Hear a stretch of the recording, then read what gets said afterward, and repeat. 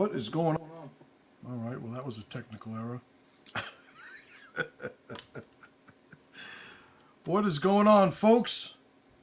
My name is Justin Garcia, also known as Master Chim, and welcome to the Warrior Stream. As I continue to evolve my technical know-how, hiccups do occur. All right, so let's say what's up to who we got here now. All right, you guys are jumping on. All right, Sam Stern says, nice graphic. Thank you, brother. Johnny Groove, my man, hung out with you this past weekend at the winter install. Good to see you. Cool graphic, fucking technology. I told you before, and I will continue to reiterate, technology is going to do some obscene things to society. And I don't know if you guys are prepared for it, but whether you are or are not, I am going to do my share to help you. Bart, what's going on, my man? Good to see you.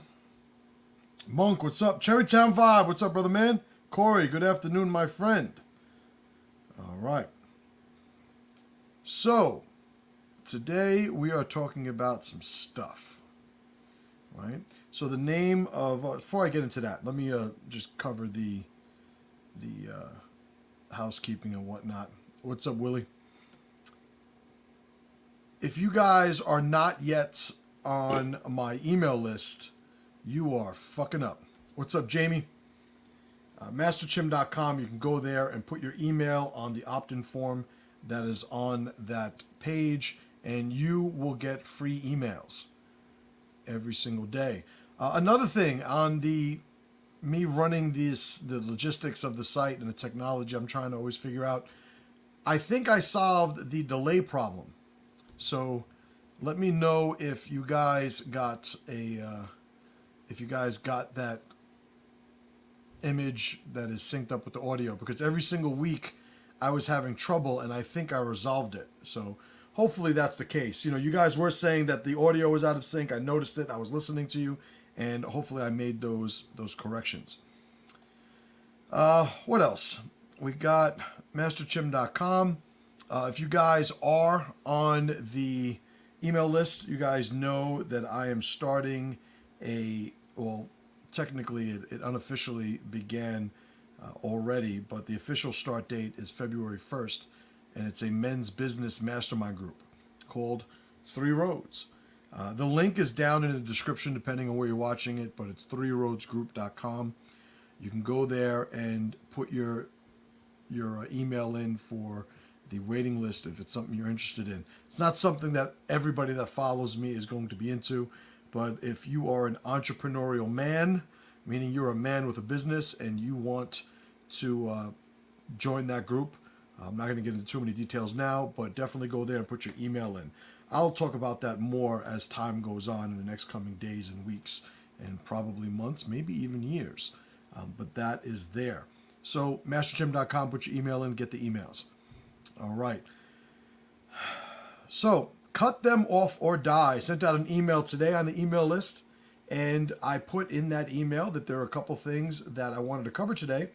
And those things I put in question form, or a couple of different talking points for the talk, and I just wanted to go over the entire list. Let me calm the fuck down, because I'm trying to do 4 things at once, and I'm stuttering like I got a fucking mental disorder or something. All right, so on the email, why your friends are worse than enemies, how to repel the infiltrators, what's at stake, and more. I put in more in case you guys got some questions or I go on my normal tangents. But, cut them off or die. It's a bit of a harsh way to describe the dynamic that I think people need to build a better relationship with. This concept of there are people in your life that are cancerous to you. People in your life, because it's not cut them off and thrive, cut them off and grow, cut them off and relax. It's cut them off or die.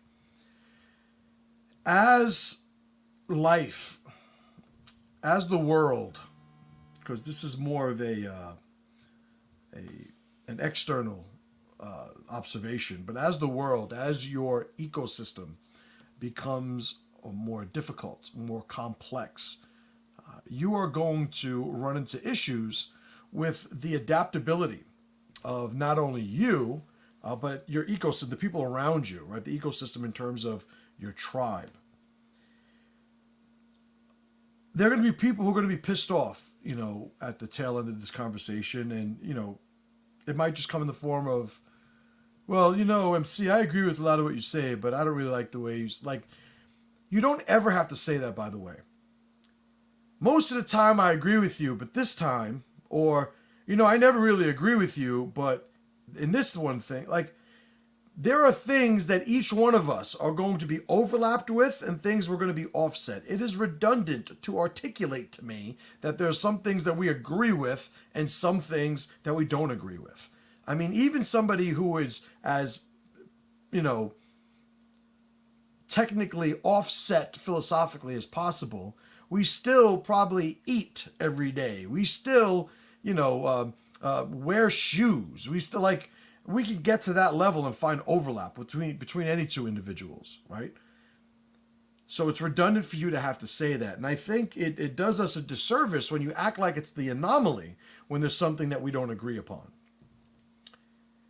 Of course, there are going to be things we don't agree with. That's fine. We have different positions, different preferences that inform those positions. We should all agree on logic, however. We should acknowledge where we deviate from logic into the projection of our preferences. We can conceptualize, in other words. Like you watch two weathermen on two different channels. They both went to college. They're both meteorologists. They both have the same gadgets, gizmos, tech, software, etc. And they have two different outlooks, two different weather predictions. We can't say at that point in time one of them is wrong, one of them is right. After the fact, we could say which one was more accurate or which one was completely accurate, or were they equally inaccurate. But if they're saying, based on this information, I predict this thing to happen, we have to allow for that, expression, a form of preference expression. As individuals, we're always going to have an offset. And I think it's, the reason I'm even deep diving on this for a second is, you have to understand there are going to be people in your life that are so offset that you are not going to be able to tell until the scenario arises where that offset reveals itself. How many people during the last 2-3 years of this fiasco had people that you were completely functionally aligned with? They were friends, neighbors, co-workers, teammates, whatever the thing was. Prior to this, you were good to go. And then the pandemic happened. And then these people went fucking apeshit crazy. Or maybe you went crazy. There's still people talking about everybody needs to wear a mask. It's just that there's a certain point where we're after the fact now, right? I gave you the weatherman, meteorologist scenario. We're after the fact now. Before, when we didn't know what was going to happen, listen, I was researching mask efficacy like everybody else. When we first got news of this, I thought this was going to be, post-apocalyptic, a sci-fi movie going on at some point, potentially, the way they were talking about.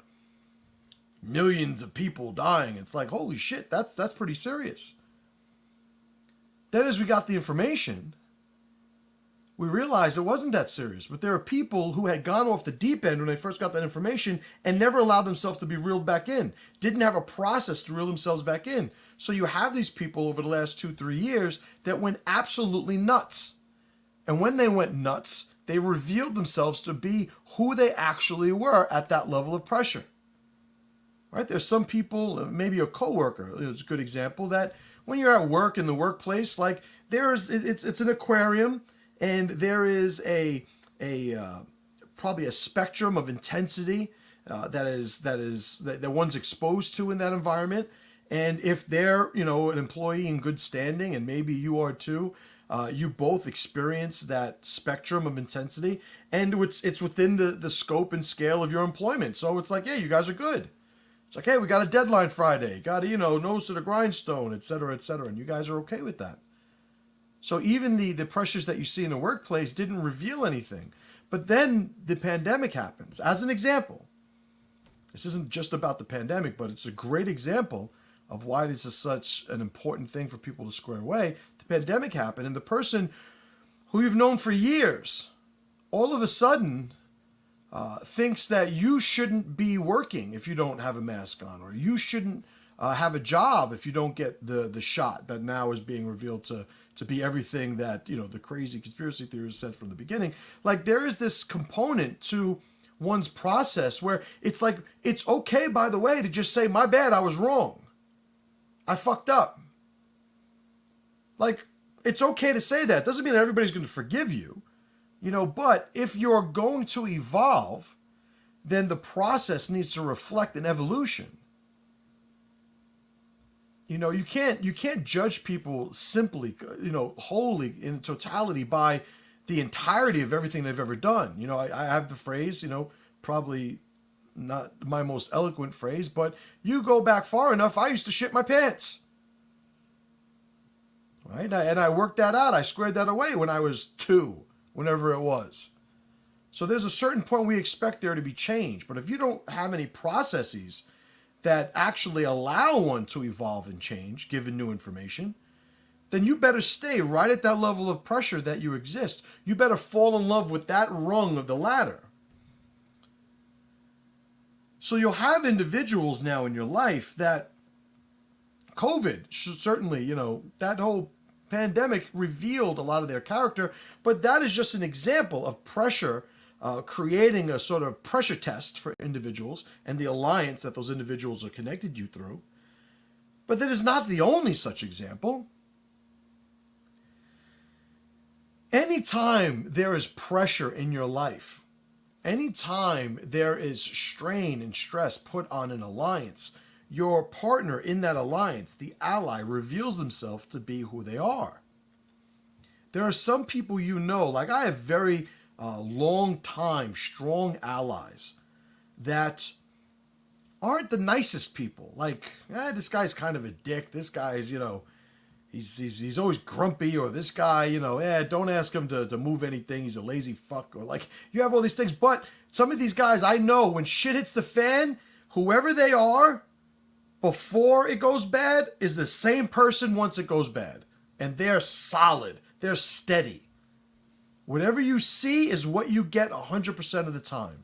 I had a buddy of mine, Dan Luna, a retired Navy SEAL, you know, one of the superheroes that I'm privileged to know.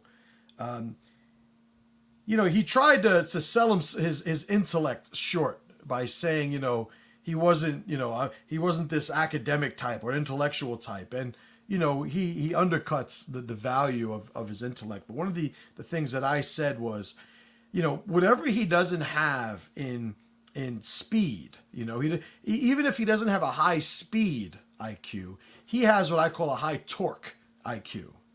Because guys that are able to successfully operate in those types of scenarios and lifestyles that he was a member of for a long time, those guys, what you have before the shit hits the fan is the same dude that's standing there once shit does hit the fan. And there is something to be said for that. Because the amount of respect you could have for somebody who is constantly maintaining who he is allows a certain reliability. And that reliability has you customize an alliance that maximizes the synergy between the two of you. However, you know, me, you know, running an MMA school for 20-something years, I've had a lot of fighters fight for me. And there is this thing where you have people who are great in great situations, right? These fighters, great in great situations, but terrible in terrible situations. And if somebody were to ask me, oh, is this guy a good fighter? I would say, no, he fucking sucks. He could have beaten some really good guys because he just happened to navigate the script of a fight without ever entering into a bad situation. Good on him. He got lucky. But if we expose him enough times to that type of environment, the luck that he gets by not being in a bad situation can almost be reduced to the same type of luck that somebody closes their eyes, throws an overhand, and knocks somebody out by accident. It's not reliable. So without that reliability, there's very little investment that I would suggest you make in an individual. So this scenario that I had mentioned in the email about today is why your friends are worse than your enemies. Well, here's the difference. Your enemies will reveal themselves as being somebody who is actively operating against your mission, right? They are actively trying to undermine your mission. That is the definition that I give for enemy. They're basically wearing, an enemy uniform. Now, I drew the distinction to compare them with friends, and this distinction really, it defines what the whole purpose of this talk is. The whole cut them off or die mindset. Your friends will alter the trajectory of your efforts by maintaining a position that is dysfunctional, but you will feel compelled to stay anchored to that position. That means if you have somebody who is a fucking loser as a friend, you will resemble many loser rituals in how you conduct your day-to-day. And you will therefore increase the probability of you being either inconsistent in your efforts or you'll become a downright loser yourself. Right? So, if we're somebody who is going to evolve, and now, a lot of the examples I have right now, I've been doing my mastermind group, and a lot of the business examples, the financial examples, or the ones that I've been dealing with these last couple of days, but it goes beyond that, but we could use those examples. I think last time I talked about how one of the myths that men like is, money doesn't matter. And it's like, yeah, okay, money doesn't matter? All right. How the fuck are you watching me? You're watching me on a smartphone or a computer. I don't know, maybe you're standing in fucking Best Buy, turning the volume up to listen to me. I don't know. But chances are the way that you're participating in your life right now requires money. So don't say it doesn't matter. Now, you may have another sentiment that you want to share, but where money is concerned. But saying money doesn't matter, that's not truthful. Right? So if you're somebody who knows that money is something that you rely upon, something that you need, something that if you are going to be the provider as well as the protector for your family, well, providing, what are you doing? Are you bringing home fucking venison steaks, out from the woods every day? You bringing home a bag of fish and like all the supplies that you and your family run through, are you going out in the wilderness and doing that off grid? If you are, more power to you. The overwhelming majority of people, myself included, are not living those lives, however, which means money is a component of it.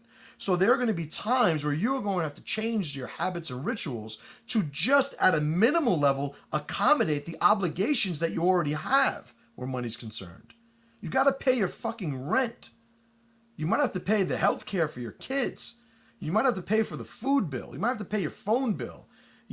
There are going to be things in your life that money requires. So to sit here and say that money's, something that I'm never going to be okay with, or it's like you're setting yourself up to fail. Well, if you have friends that are doing that, then just maintaining that alliance is going to hamper your ability to be true and honest to what your obligations are. So it's not to say, listen, ditch all your friends that don't want to make more money to go make more money. It is if you have to actually take inventory of what is important to you and who you are, who you want to represent and emulate in the eyes of the people of your tribe, the people that you love, the people that love you, that count on you, that invest in you. Who do you want to be for those people?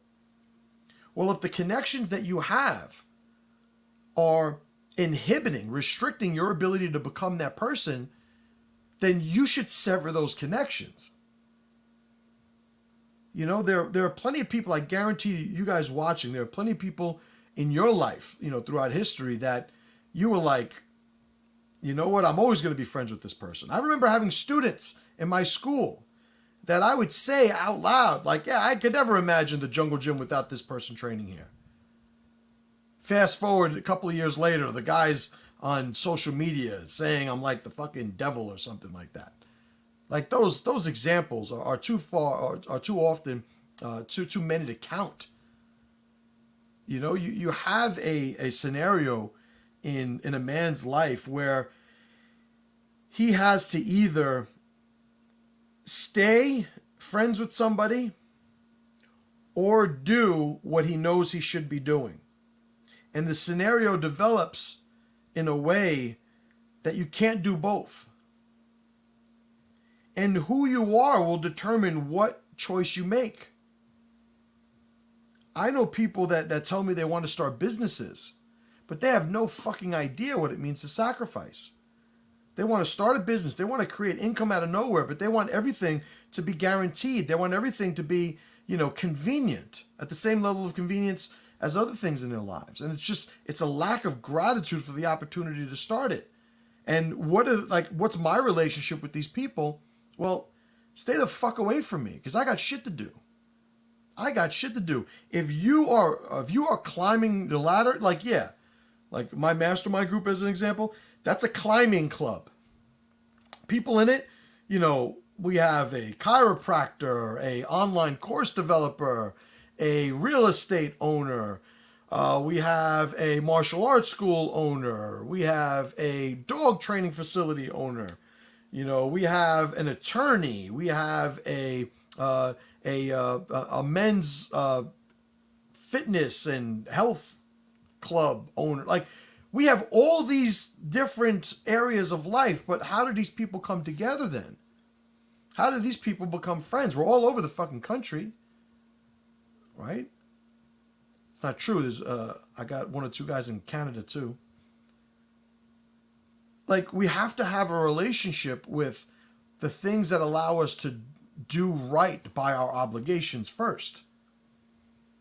It's not about be the best person you could be so long as you maintain all the friendships that you have. That's not the way it works. If you have ever had a friend at one point in your life that you no longer have, then you are already familiar with the process.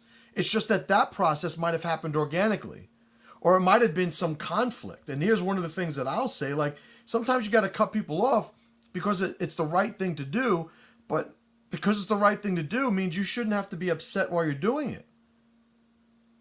You got to be angry and tell somebody to go fuck themselves before you tell them you can't hang out with them.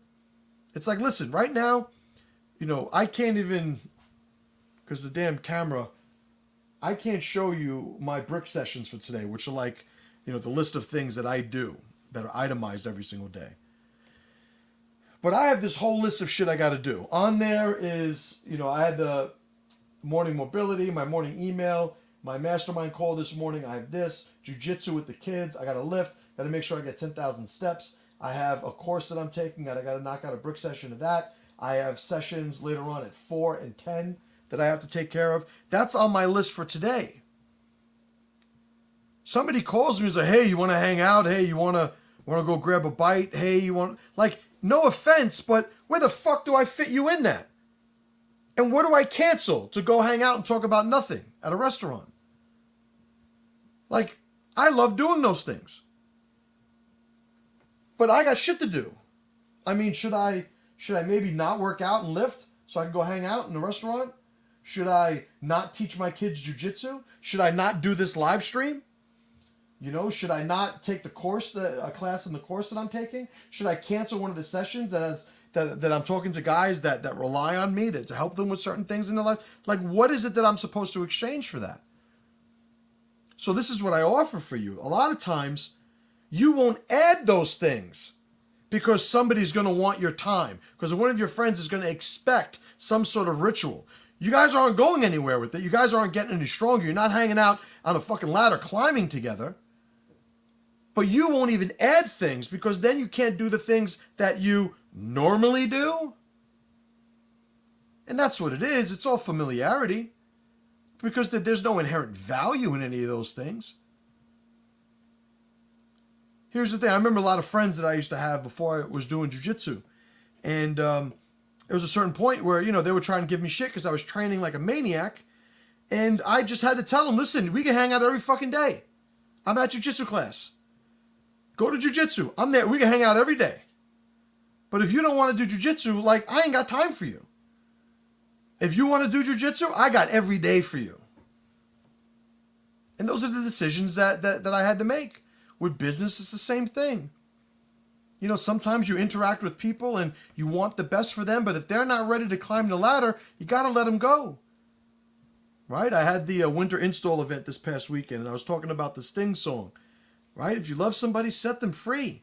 You don't got to be angry at them. Let them be who they're going to be. A lot of times, you know, based on the logic of the give a man a fish versus teach a man a fish scenario or mindset, like, you let them go so they could figure out that they need to do things on their own as well.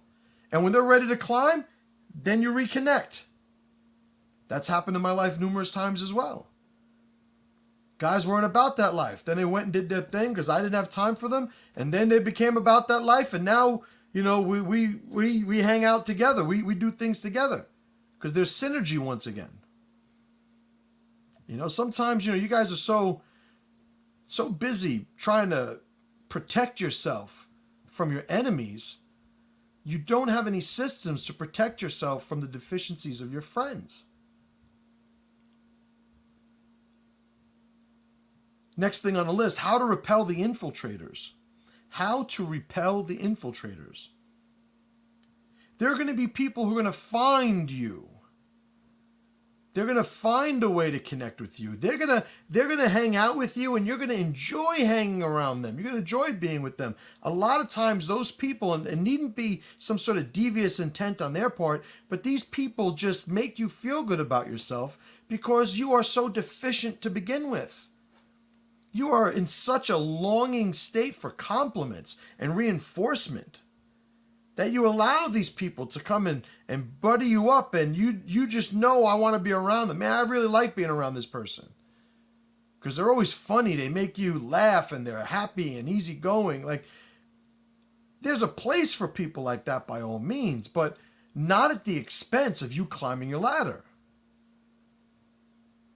You know, like, for me, filters that I have for, okay, am I going to do this? Am I going to do this thing?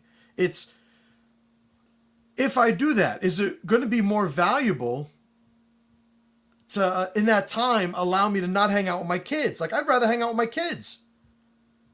If I'm going to go do something else, it better be worth it because I'm not hanging out with my family in order to do that. I remember, you know, I used to have a couple of fighters over the years, and this is a couple of instances of this where they would complain that I'm not training them enough. They would complain I'm not, and it's like I would tell them, like, I'm with you more than my fucking children.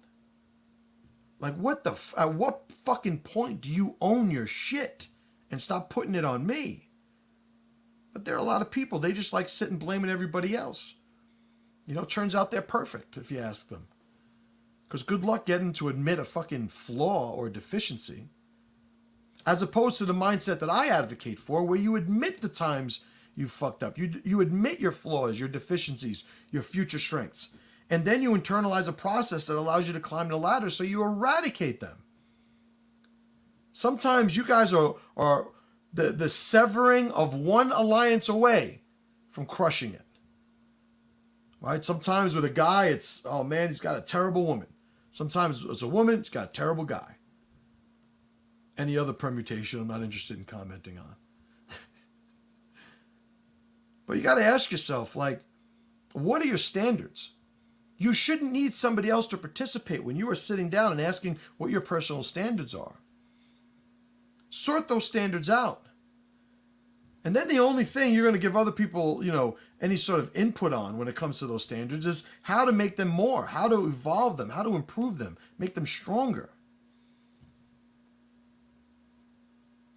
But you want to go to the gym and your buddy wants to go to the bar. I mean, pretty extreme, simple example of do one, not the other. But to me, when you start really assessing the value of the rituals that you expose yourself to, it really becomes that kind of a dichotomy. There's that much of a contrast between the two of them. Right? If a friend wanted to go to a restaurant right now and have lunch, and I decided to do that instead of going to Lyft, it's like, what are the things that that connects with. Like, listen, you might have somebody, it's not that I don't go to lunch with anybody, but you might have somebody that wants to talk to me about, something significant and something important. Maybe they need my help. Maybe there's a problem they need my input on. That would be worth missing a lifting session for. But it's mission oriented. It's like, I got some stuff going on. I really need to talk to you. No problem. I'm there. What time? We'll make it happen. But hey, you want to grab a bite? Like, no, I'm eating today. Like, what do you want? I'm not that much of a dick, but it comes down to, it's like, well, no. I'm like, I got shit to do. Or, hey, I'm lifting at 6. You want to meet me at the gym? Nah, I don't think I'm going to lift today. Well, I'm not going to the fucking restaurant today. Talk to you tomorrow. It's not complicated, people. It's not complicated. See, what winds up happening is you have people that they will accommodate these anchors in their lives. And they'll talk about loyalty, and they'll talk about, I'm the type of friend that, I don't leave friends behind. They make it sound all fucking heroic and stuff. And what it really amounts to, and I got a lot of experience to illustrate and inform this conclusion that I came to years ago, is holding on to these losers is a way to prevent them from exposing themselves to pressure. They're scared to fail. Oh, what am I going to do? I got to, I can't leave my boy, like we started this together. All right, no problem. It's like it gets really harsh at some point. When I deal with like my coaching students and in my mastermind groups, like I don't have to insult these people because I just speak plainly. But at the heart of it, I have them understand, like, listen, if you're not making improvements, don't pay me. You shouldn't even be doing business with me if you're not making improvements. So because that's the paradigm, and it doesn't take much to understand that, when I give them feedback, they don't get offended. They don't take it personally because they realize if they crush it, I'm taking credit for it anyway. Right? It's like an ongoing joke in my groups. It's like, I need you guys to crush it so I can take credit for it all. And as much as, that's a joke or a humorous way to put it, it's really my success, my legacy is anchored to them doing the things that I said that they were going to be able to do. There's no ownership when you just hang out with losers. There's no pressure on you. You're good. What'd you guys do today? Oh, we just talked about this. We talked about that. No, all right. You did a lot of talking. Like, what did you do? Did you fucking do anything?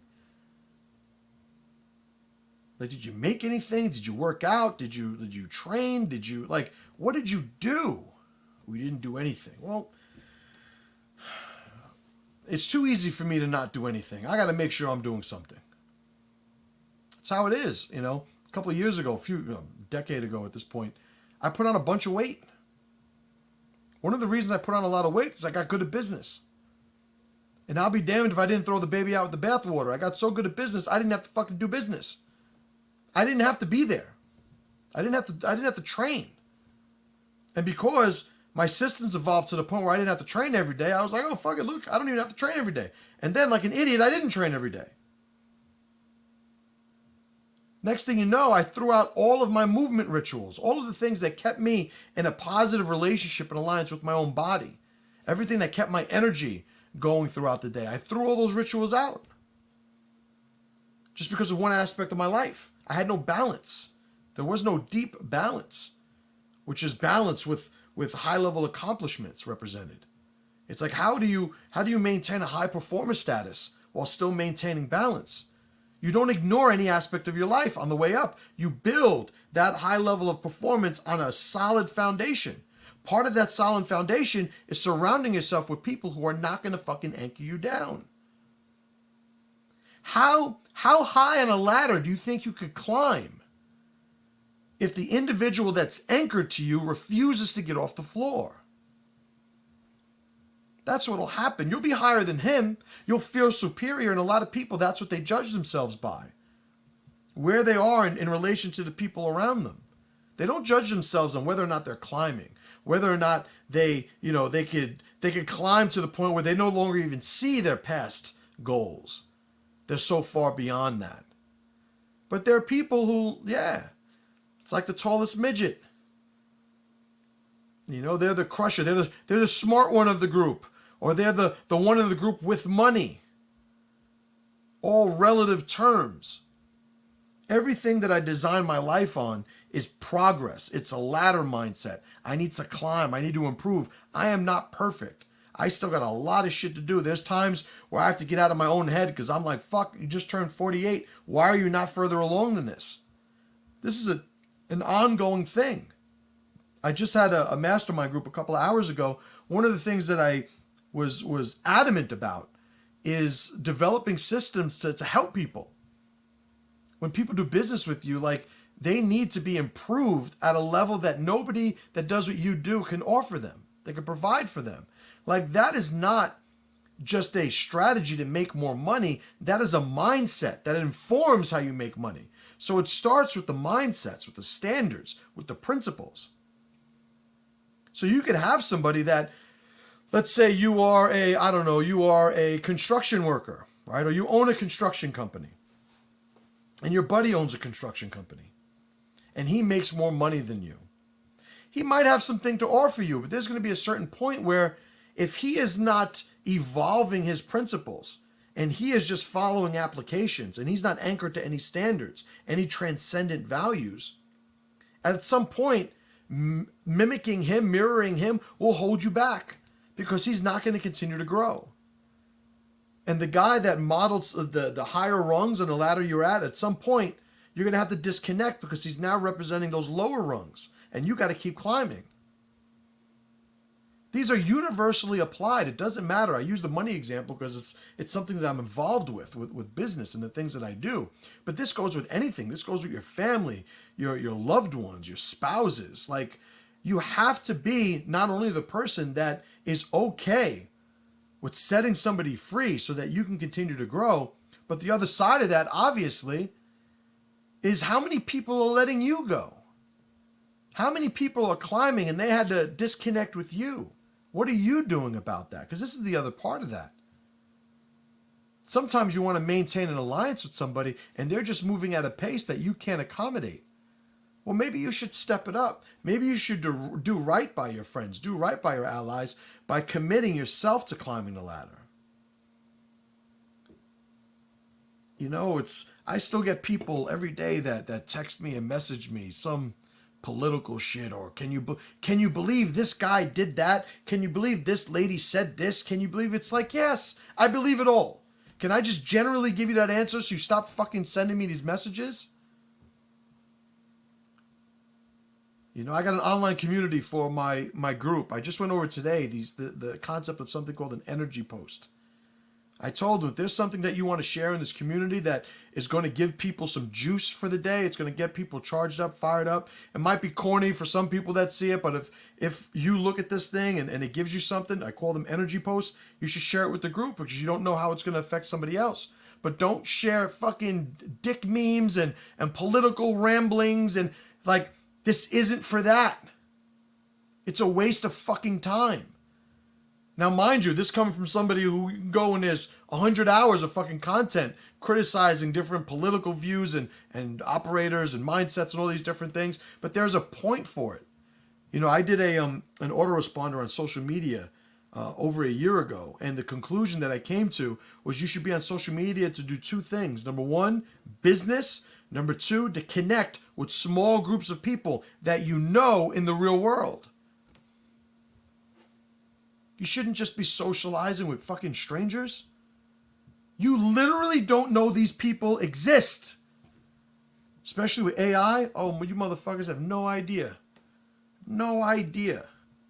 Some of the applications. You know, I'm not a genius, but I've sat down these last couple of weeks and months and just pondered some of the applications of what this AI technology is going to represent. How it's going to affect our daily lives. You know, you guys have no fucking idea. You have to connect with people in the real world. There are going to be things that people could do with AI. They are not even going to be real individuals. There are websites you can go to right now where you could basically have an AI-generated image of a person that does not exist. And you can make a profile with that person and set up the infrastructure so that you are now using AI, content generation to populate posts, to create a personality, to interact. Like, you could be best friends with somebody who's a computer program. And I don't mean literally a computer program consciousness, but some sort of business endeavor or some other nefarious application who just created this fake person, and here you are thinking you have a real world friendship or kinship with this individual. You have to be able to stick to what matters. You have to connect with people in the real world.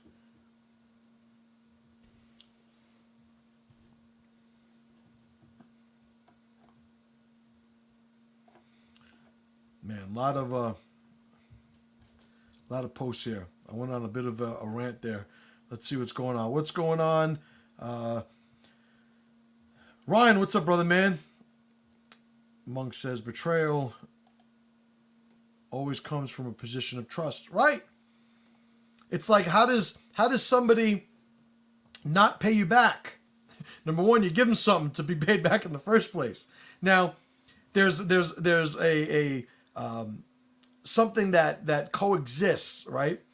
Concurrent to this idea of beware of betrayal is also, the old Lotto saying, you got to be in it to win it, or to say it more eloquently, it's just better to have loved and lost than to have never loved at all, whatever the specific quote is.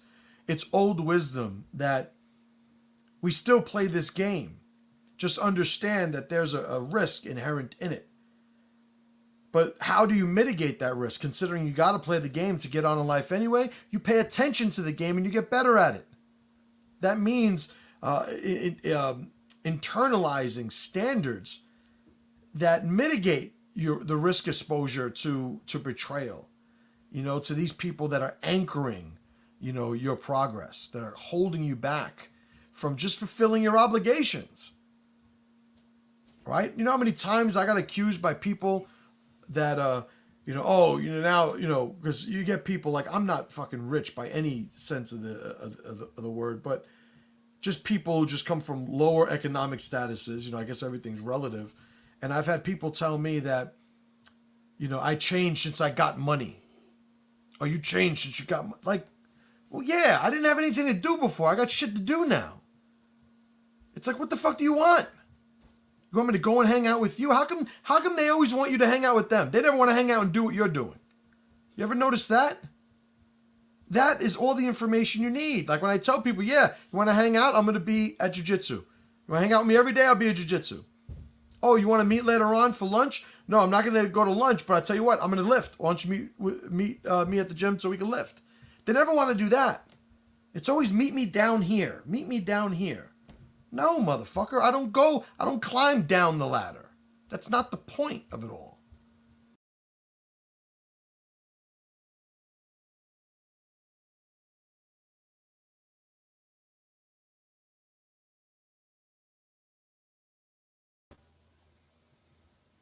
That was weird.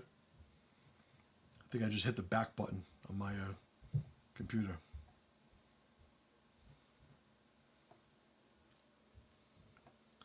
What else going on? James got a long one. I'm going to read this after I take a swig of Monster. James says, right now I'm going through hell, losing my partner. I have no place to go except for a hotel, but my job is willing to work with me and get into work. I have things in the works that I won't have to worry about shit soon, but bottom line, when it comes down to it, one thing I know about myself, 1,000% certainty, I'm built for this shit. And that's the mindset to have.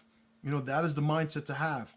There are people who, it's like it's hard because, like, I've gone in before on people who hurt themselves, when they're down in the dumps and they're seeing the darkness and all that stuff. And I stand by everything I've ever said on that, but the other side of that, which usually doesn't get as much attention, is I'm never somebody who's trying to push somebody down that path. I'm never somebody who's trying to push somebody into the darkness.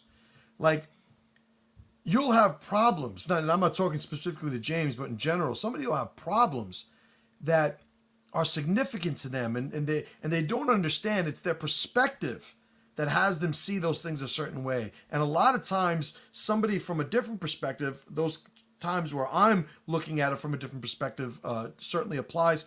I don't see it as this overwhelming, everything's going to end type of scenario. And it's a mindset thing. And sometimes you can't see it, which is why tribe is so important. Because sometimes you will see things in a way that you can't get a different perspective of. And you need somebody who is off to the side, who is allied with you, offering the perspective that they see from where they are. And that's the thing that helps you keep moving. Years ago, I don't even know how long it's been so long, a good friend of mine blew his brains out, shotgun, blew his brains out. Smart dude, one of the brightest dudes I ever knew, well-to-do, affluent, great job and everything. Blew his brains out. Why? Who knows? Like maybe mental issues. Well, obviously, you blow your fucking brains out. Not everything's clicking properly. But to me, it's always like, man, you could have just disappeared. This guy had a family. He had a wife, kids. Like, fuck, man, get some money. He had money. Like, get some money. Just fucking disappear. Go to Europe for 10 years. Just work it out. Keep the movement going. Get a different perspective. Work to get the different perspective. And I guarantee every single time it's like, oh, it's not that big of a deal. It's not that big of a deal. Sometimes we find ourselves in the middle of shit. And it's hard to be grateful for it. But if we look back at everything that we have that we consider to be valuable, it's because we have the lessons that we were left with after coming out the other side of some other time in our life where we were in the middle of the shit. It's like we got through that stuff and we became more because of it. And when we find ourselves in that situation again, it's so easy to say, oh, this sucks, I'm never going to do this, that. But what James just shared right there is exactly the mindset. You keep moving. It's going to offer you insights. It's going to offer you power. The people that are like, oh, it's easy for you to say, all right, fuck you. You're right. Be a fucking loser forever. You're right. The world's out to get you. There's nothing you could fucking do. Like, there are people out there who want to argue with me about their fucking potential. I say you could do it. They go, no, I can't. Okay, you can't then, I guess. It's like, what the fuck are we arguing for here? Why am I in a position where I have to fight you to convince you that you're awesome? Like, fuck that. Waste of my time. I got shit to do. I showed you my list. What's up, Phil? What's up, Mike?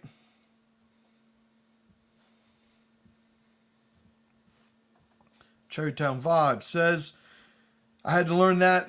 I've let go of friends and close family a lot since 2020. It's how it works, man. That is how it works.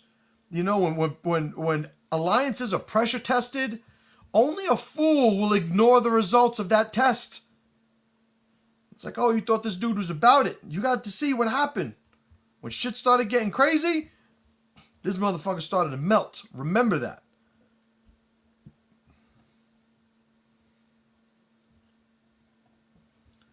Big Keith, what's up? What's up, Derek? That's right, Trim, M equals movement. That's a connection to the Master the 24-Hour Cycle, my balance management program. Is that a shameless plug? I don't know. Not really, because you can't join the fucking site where it's on if you didn't buy it yet. No, you could buy it. You that's not true. You could buy the power program. I'm lying.